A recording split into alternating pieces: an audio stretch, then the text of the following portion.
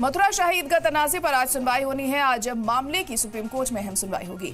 Allahabad high court के order को supreme court में चुनौती दी गई है। हाई कोर्ट के कुछ अहकाम को दी गई है चुनौती, तो आज इस मामले में सुप्रीम कोर्ट में सुनवाई होनी है और हाई कोर्ट के फैसले को चुनौती दी गई है। और उसी के मद्देनजर अब देखना होगा सुप्रीम कोर्ट क्या कुछ कहता है इसको लेकर। क्या हाई कोर्ट के फैसले को बरकरार रखा जाता है या फिर इसमें बदलाव की बात कही जाती है सुप्रीम कोर्ट के जरिए।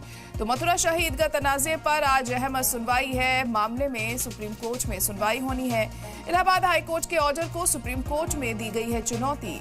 हाई कोर्ट के कुछ अहकाम को चुनौती दी गई है और आज सुप्रीम कोर्ट इस मामले में क्या कुछ कहता है। क्या हाई कोर्ट के ऑर्डर को बरकरार रखा जाता है या फिर उसमें बदलाव की बात सुप्रीम कोर्ट की तरफ से कही जाएगी, इस पर सबकी नजरें टिकी होंगी। तो मथुरा शाही ईदगाह तनाज़े पर आज सुप्रीम सुनवाई होनी है, बड़ी सुनवाई होनी है।